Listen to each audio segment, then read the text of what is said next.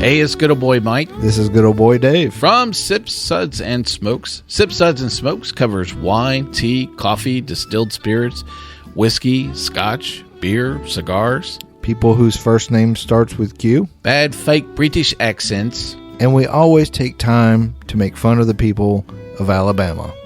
Banned once again. It's a 1-hour episode that's mildly entertaining for about 22 minutes. I think mildly would be a vast improvement. Well, we do have the only beer show with the Holy Man. We talk about these products and rate them with our unique rating system, like our Suds 5 rating.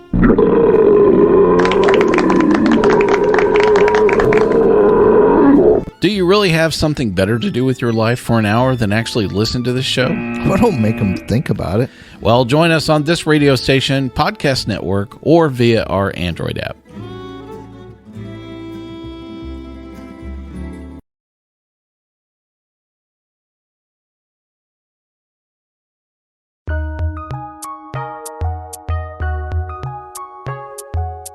Welcome to the Fantasy NBA Today podcast.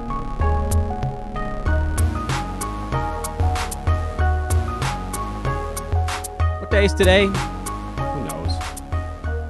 Wednesday. It's Wednesday. Yeah, it's Wednesday. Hey, everybody. Welcome to Wednesday's edition of Fantasy NBA Today.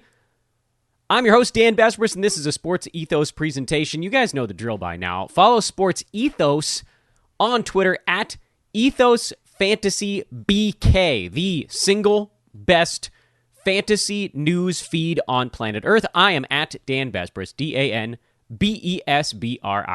If you could spell it, you can find me. Cleared 9,500 yesterday. Again, I don't know why I care. I don't know why anyone cares, but all of a sudden you start to, and then you can't turn it off. And now it's all I want is to see that number just slowly tick upwards. And with your help, it can. Thanks to the 3 or 4 folks that have rated and reviewed the podcast since I put out that clarion call last week. I know there's at least a few more of you that can do it. Open the podcast app on your mobile device or iTunes on a computer. Search for Fantasy NBA Today. Click on the show title, and on a mobile device, you scroll to the bottom. On a computer, you just click on the rate and review button. 5-star would mean the world to me. And maybe I'll even throw something cool your way. I don't know. You want to write something nice? That's funny. Whatever. At any event, we do have a pretty good Tuesday to recap.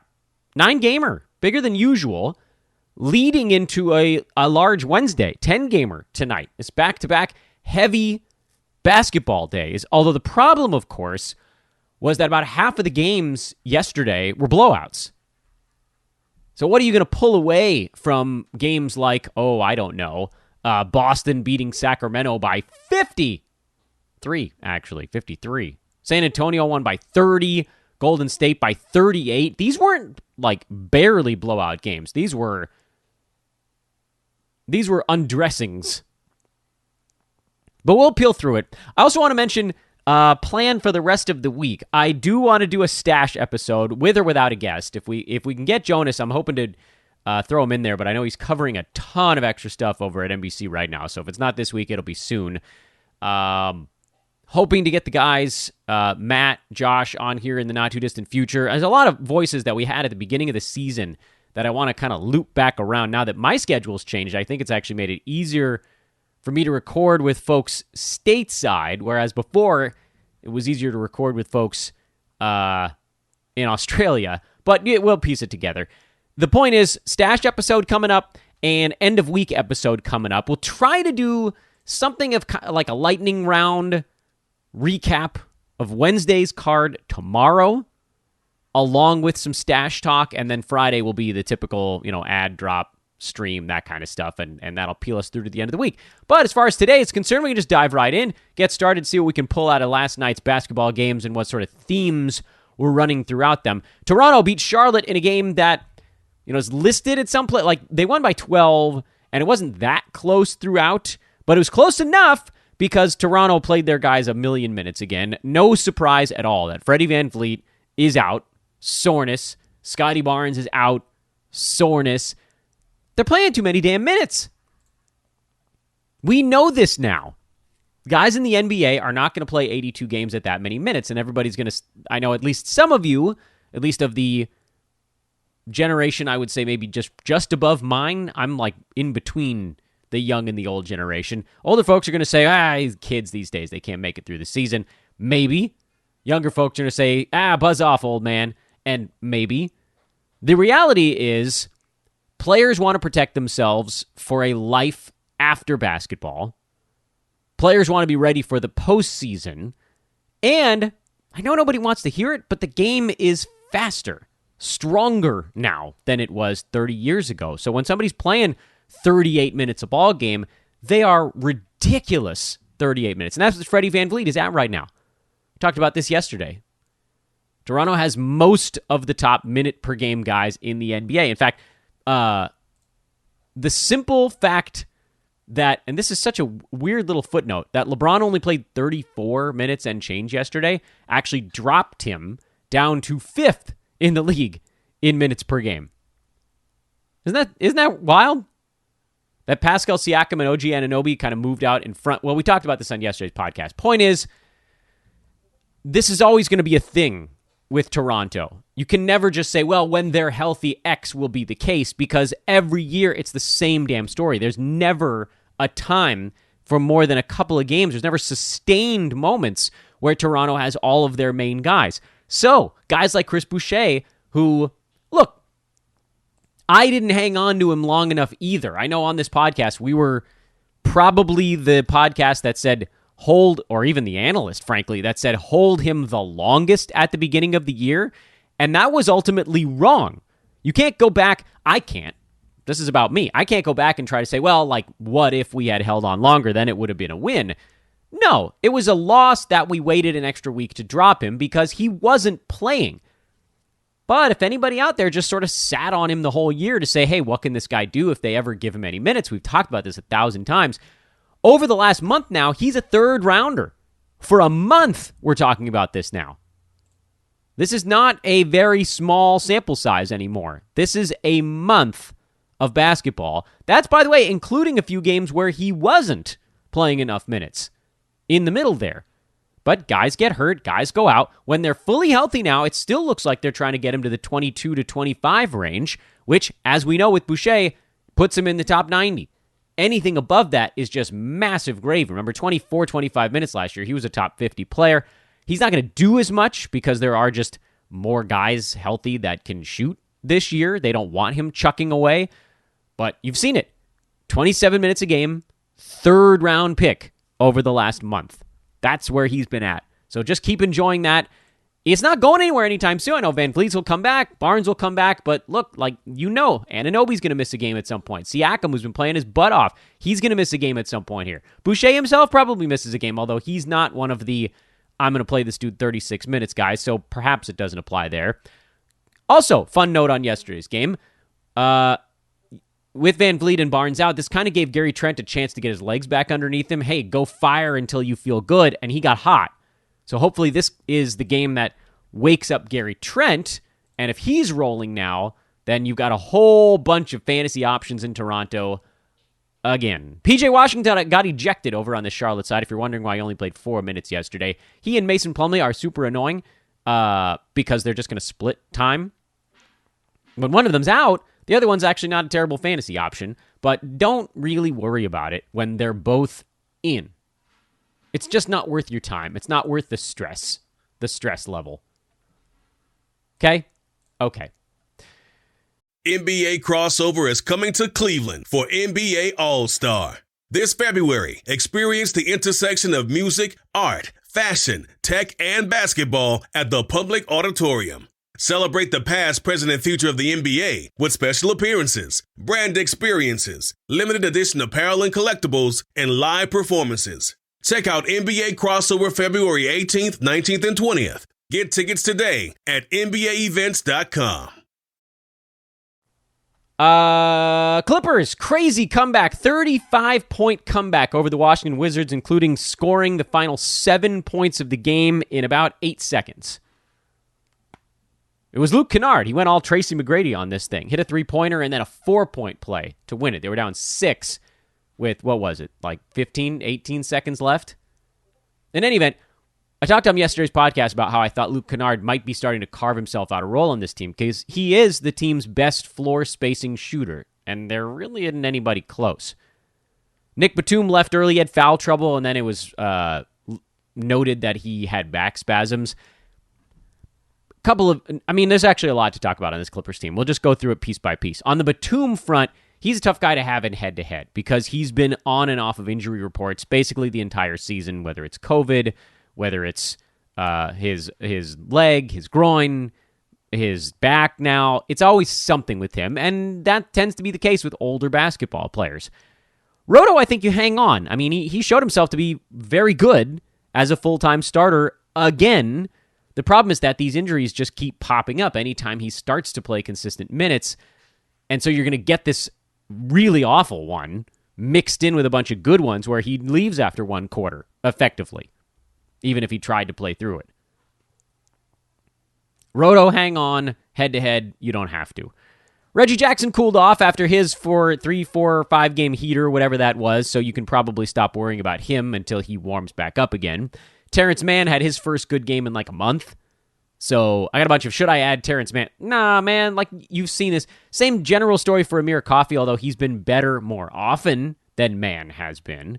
So slightly more consistent, does more on offense. So that makes it just a little easier to raise up the floor. But Coffey, after that really hot stretch for about a week, went super cold for a week. The guy I think in this mix that at least can be a bit more consistent is Luke Canard. I don't know if he's going to get 30 minutes a ball game, though, and that is sort of the rub. Does he see the consistent playing time he needs to lock in this kind of value? And the answer is I don't know. He got added pretty much everywhere yesterday after this big ball game. He was on our watch list, so maybe you guys scooped him up pre-podcast. Whatever. It's a couple good games in a row. His minutes have been trending up generally. It looks like they want to get him in the 28-ish range off the bench, which should be enough for him to hit a bunch of three-pointers. But will it be enough? He doesn't generally get steals. The assists, I think, will be okay. He rebounded much more than he has been yesterday, so that's a bit of an outlier. And then shot the ball really well. Of the wings, he would be the one I'd take the shot on because he can hit threes and free throws at a pretty good clip. He can pass. That's another element that you're not going to see from Amir Coffey, really. The assists are going to stay low. None of these guys is really renowned for their defensive stats. I know Coffey had 3 of them yesterday, but Terrence Mann's the closest one you got there. And then the other note on this team is Ivica Zubac was so terrible yesterday, they finally gave Hartenstein some run, and it was beautiful. This is why we had talked about him as an interesting stash candidate for so long. I get it. He'll get picked up here. He'll probably get dropped in the next one if he plays 14 minutes again. He's going to be on and off of teams, but it's someone definitely to watch as the trade deadline approaches. And it's also worth noting, Marcus Morris was out again for this ball game, and I think he's out for the next one, personal reasons, which I guess is better than an injury, but that did create an opportunity with Batum and Morris both out for the Clippers to try something different. Different guys got more shots. So don't read too much into this one, but also, read a little bit into it. And over on the Wizards side, blowing a 35-point lead is not going to leave a good taste in anybody's mouths. They had 40 free throws and lost. They outshot the Clippers 46 to 42% and lost.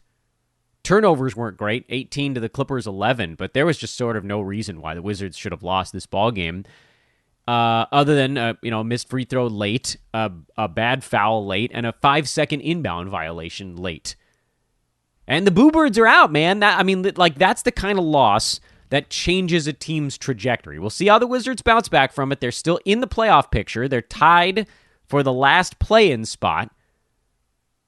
But we always kind of knew the other shoe was going to drop for this team. Of all the teams that got off to a good start in the East, the one that was like, I don't think they end up making the playoffs was the Wizards.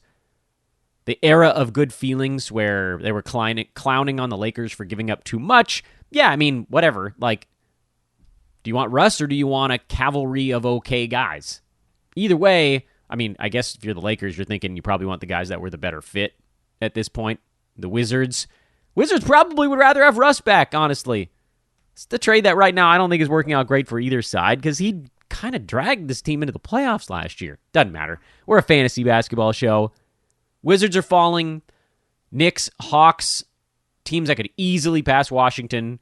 Celtics finally playing a little bit better. They're 7-3 their last 10. Game over 500 at long last after their 53-point win. Wizards, Knicks, Hawks, man, battling for that last play-in spot, and I don't think the Wizards keep it, which if you're Washington, you need to sell. The writing's on the wall. You got 2 weeks and a day for the trade deadline. Go do something. Trade Beal. Get a monster haul. Trade one of the centers. Please, Lord, trade one of the centers, because right now Bryant, Gafford, and Montrezl Harrell are all completely useless. Total minute split. We saw Bryant get more in the previous game. Montrez got more in this game. Gafford has really yet to win that minutes battle. Someone's going to emerge there. I don't know how you can possibly hang on to one or even two of those guys leading up to the trade deadline with as bad as they've been, but that's effectively what it is. You're guessing which one emerges after the deadline, hoping that somebody gets moved. Montrez gets moved. I don't think they'll be able to move Bryant coming back. Maybe Gafford gets moved. Do we see more Rui Hachimura after the trade deadline? If Beal gets moved, Spencer Dinwiddie finally becomes a fantasy asset for more than, one Bradley Beal COVID protocol at a time. There's a lot of moving pieces in Washington. They need to blow it up. We'll see if they do. Break time in the podcast to remind you guys of our buddies over at ThriveFantasy.com and the Thrive Fantasy app. I keep forgetting to tweet about it, which is not good business. So, yeah. We'll do that today. Make sure to follow at Dan Vespers for some information on Thrive Fantasy. That'll get you the link that you need. Or you can just use promo code ETHOS. Get that 100% deposit match when you sign up. Get that pair of contest entry vouchers when you sign up over at ThriveFantasy.com and the Thrive Fantasy app. You just need to know prop bets. Super fun. I've said it before, I find traditional DFS kind of a bore. It's weird to say repetitive, because I know when you think about full season fantasy, that feels repetitive, but there's an arc, a story arc to a full season fantasy team. You're making strategic moves to your club, and the thing you did the day before matters. I like that the thing I did the day before matters. Yeah, I don't know. And then with DFS, you're like, which of these weirdos is going to have a good ball game? You don't need to do that at Thrive Fantasy. They've perfected turning DFS into something that everybody can enjoy because you're paying attention to the key guys in the key games. The fun stuff. ThriveFantasy.com, Thrive Fantasy app, available everywhere. Promo code ETHOS, ETHOS. Denver beat Detroit, or perhaps I should rephrase, Nikola Jokic beat Detroit. Nikola Jokic beat Cade Cunningham. There were teams out there with those guys, but nobody really noticed them. Jeff Green was a late go. Will Barton was a late scratch on the Denver side, which didn't really change anybody's trajectory all that much. I like Jeff Green in this back-to-back. Picked him up in a couple of spots just for that alone. He's not really a 9-cat guy. When he gets warm, though, he can be okay. But you guys know my feelings on Denver at this point. It's pretty much just Jokic. Sometimes Barton. Sometimes Aaron Gordon. But none of those guys is a dude you absolutely have to start every ball game. You can, if it's the easy thing to do. And then with Detroit, Cade, big ball game. Maybe his best game of the year. So I guess that would also make it the best game of his career. Trey Lyles, Isaiah Stewart, these guys battling over center minutes has become an unbelievable waste of time. Thank goodness. I feel so relieved having moved on from Stewart 2 weeks ago. Just not worrying about it, not even thinking about it anymore. Wipe my hands. I wipe my hands of it.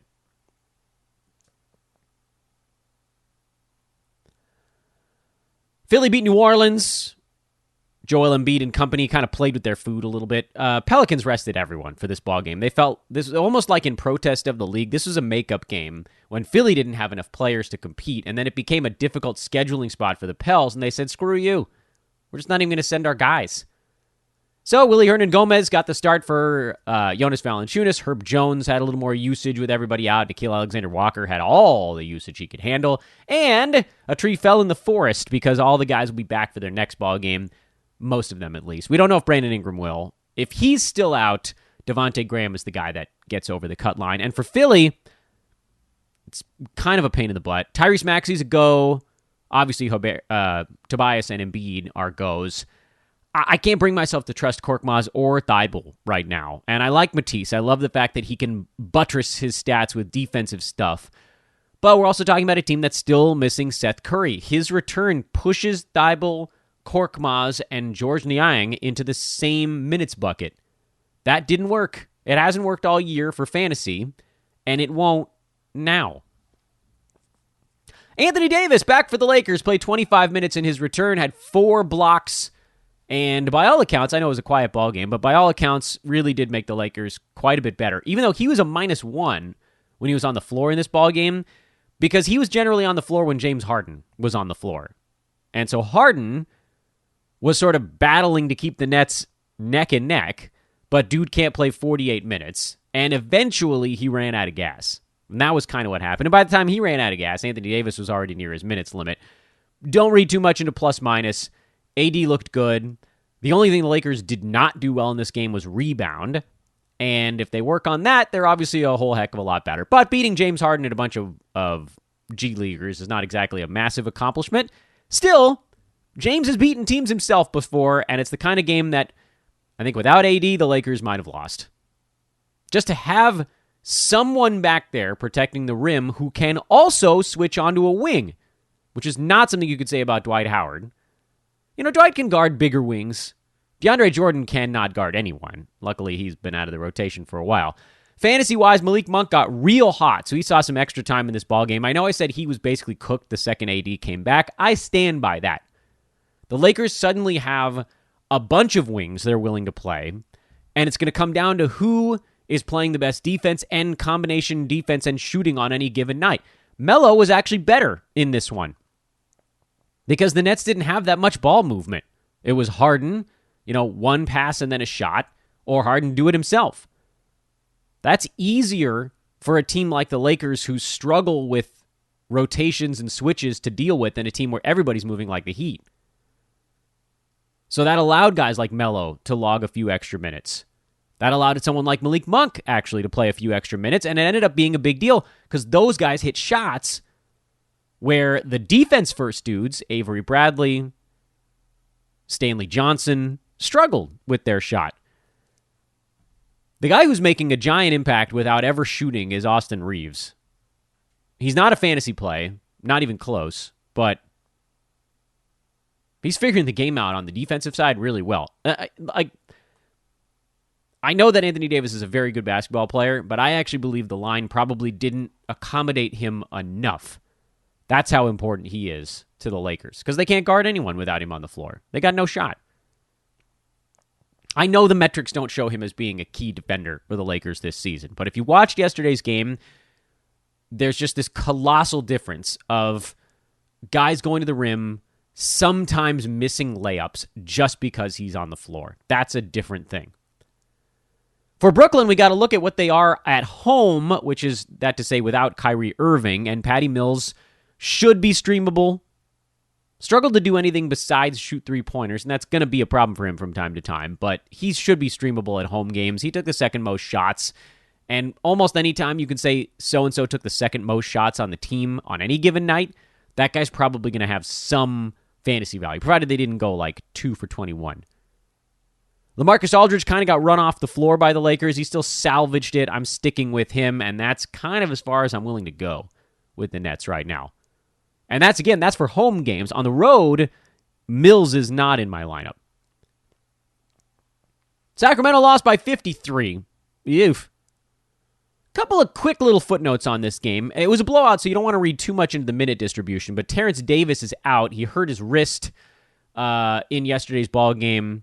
He's already been ruled out on the back-to-back, which sucks because he's been a really fun fill-in for De'Aaron Fox. This probably pushes the Kings down to more Davion Mitchell, but offensively, he's a fairly anemic play. So, Tyrese Haliburton, if Fox plays, then obviously this changes quite a bit, and he is questionable for the ball game, so we might see him back on the floor. But if he doesn't, you probably just get a whole bunch more Buddy Hield, which, I don't know. I mean, he's startable as it is, but a little bonus would certainly be helpful there. Kings are rough, man. Rashawn Holmes is a buy low. Haliburton he's a perpetual buy low, even though he's had a really, really, really good season. Because folks just don't see it, because he doesn't score a ton, but he just does everything. Hield is not a buy anything. He's just a guy you roll with right now. And then Harrison Barnes, I presume, will be better in their next ball game, but who knows? I don't know how he could be any worse. I think he's probably ready to get out of town, frankly. Time Lord, 13, 17, and 4, 3 steals, 2 blocks, and 6 out of 8 shooting. He's been a first-rounder for a month, and nobody knows it.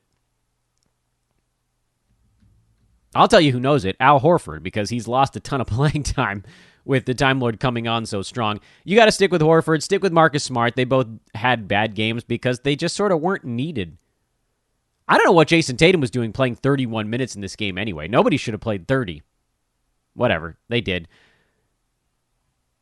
Not a particularly fun ball game. Same story for the next one. Also not a particularly fun ball game.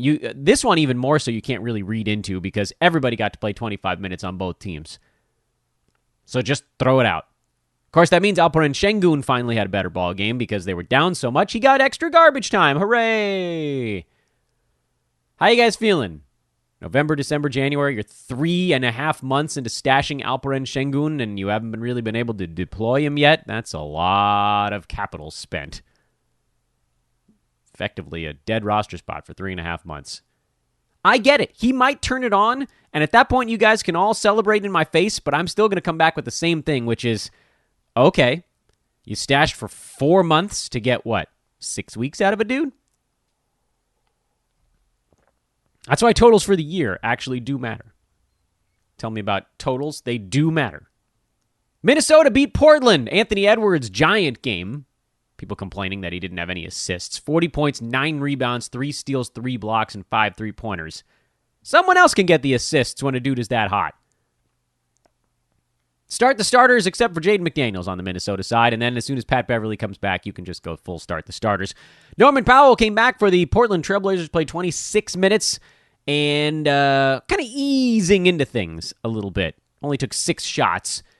He'll take more as time passes. I do wonder if Portland considers shifting some bodies around. Nasir Little has been so very good for them in the starting lineup because now they have McCollum back. They have enough offense in the starting lineup now. Anthony Simons, CJ McCollum, Yusuf Nurkic. Those are guys that lean offense. And then you've got Rob Covington and Nasir Little, guys that can lean a little bit more defense. Would they consider bringing Norman Powell off the bench? Go take 12, 14 shots, whatever it is, come in and fire to buttress a very weak second unit right now? I don't know. They'll probably eventually move him back into the starting 5, but it's something on the table. And I'm not worried about Norm. I am worried about Nasir Little, who's been playing his butt off, but he's about to lose playing time because he and Norman Powell pretty much share that spot. I think that's probably the update on the Portland side. And before we cap off the evening's results with a foray into the nightcap, another blowout, woohoo, I must ask you all to please check out our buddies at manscaped.com. Manscaped.com. Promo code is ETHOS20 to get 20% off and free shipping on anything you get over with our buddies at manscaped.com. The Performance Package 4.0. The Perfect Package 4.0. Those items come with boxers, a toiletry bag, in addition to the stuff that's already in them, and in addition to the 20% off and free shipping you get with our promo code, which is Ethos20.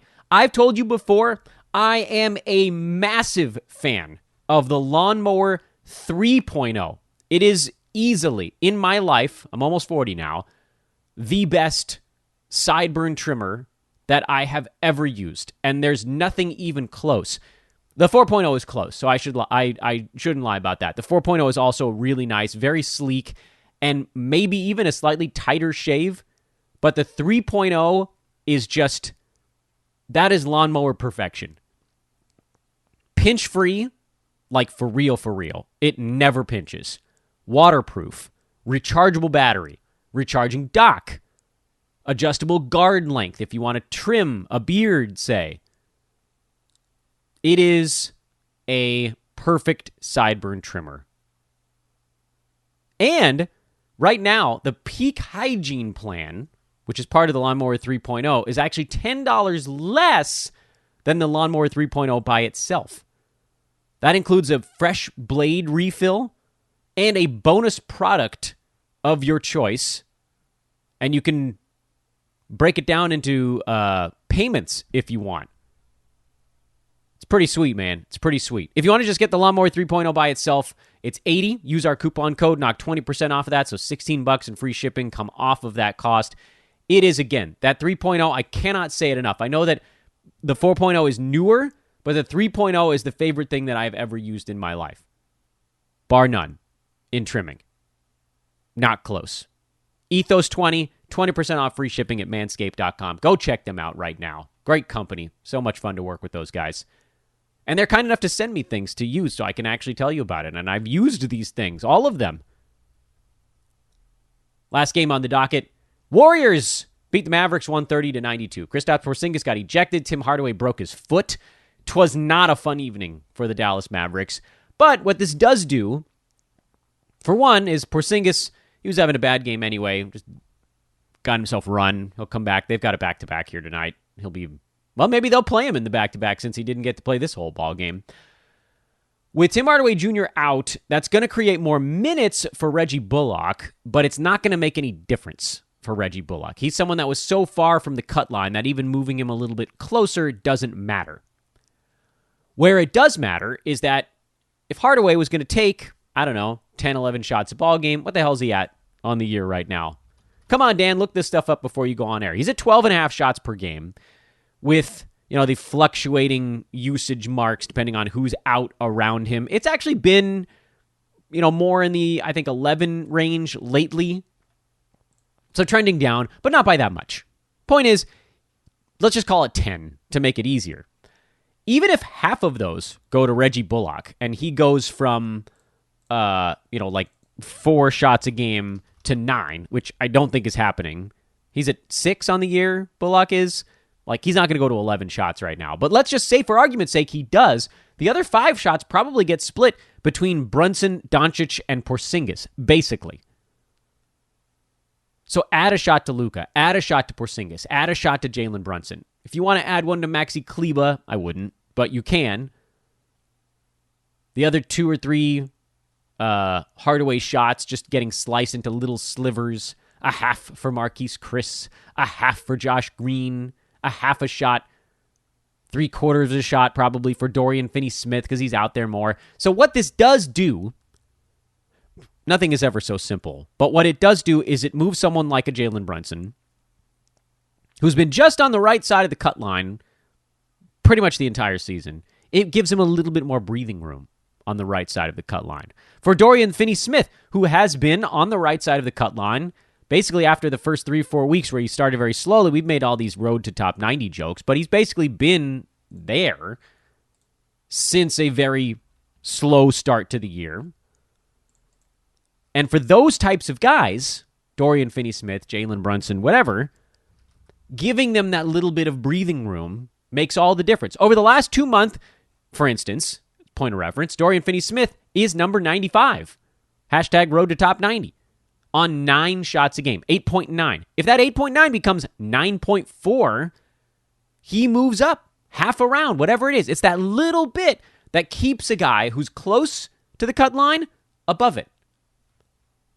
Jaylen Brunson, same general story. It keeps a guy who's close to the cut line above it. He's number 106 over the last 2 months, which I think surprises a lot of you because a number of those games were filling in for Luka Doncic. He's not a top 100 guy when Luka's been back. But with an extra shot, with Luka around, does he go from 12 back to 13 shots a game? Those little things that come from this Hardaway injury, solidifying guys that were very close to being solidified anyway, but getting them there.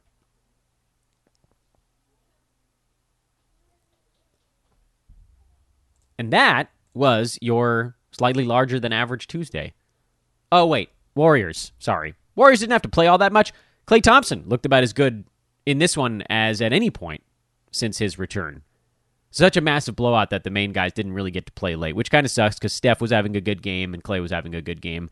And Otto Porter, one of our favorite streamers right now, he was having a good game. Presumably the next one will be closer, and then you'll be fine. Okay, now we're actually done. 2 partners that I didn't mention in long form, but I do want to at least throw out a quick thank you in passing. Our buddies at expressvpn.com/hoopball is the URL to use. It's not a code. expressvpn.com/hoopball. 15 months for the price of 12 on your VPN membership. Check it out if you want to watch streaming stuff and not have them know where you are. Get different things to check out, whether it's Netflix, Hulu, things like that. You can be in a different place. There are different things available depending on what country you show up as in their system. But more importantly, for something like League Pass, that's where it really becomes critical. So if you're running into that problem, do check out ExpressVPN. And MyBookie.ag, our longtime partner. I can't believe I almost forgot. They've been with us now for about 20 months, which is pretty damn cool. Longest partner I think we've ever had here at Hoopball, come to think of it. Manscaped pretty close, although they had a break in the middle. So MyBookie lapped them.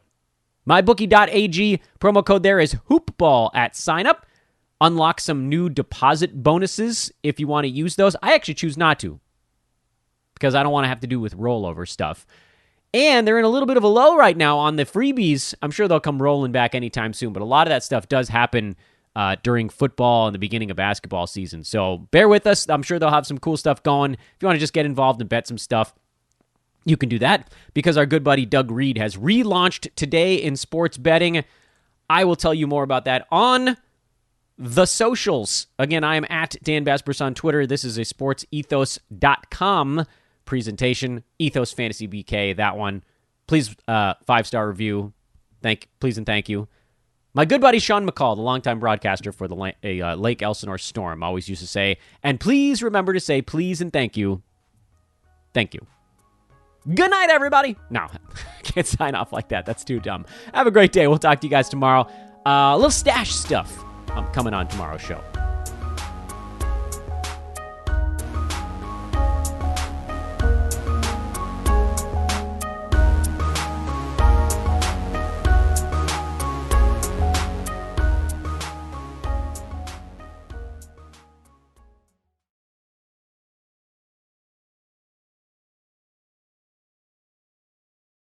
NBA crossover is coming to Cleveland for NBA All-Star.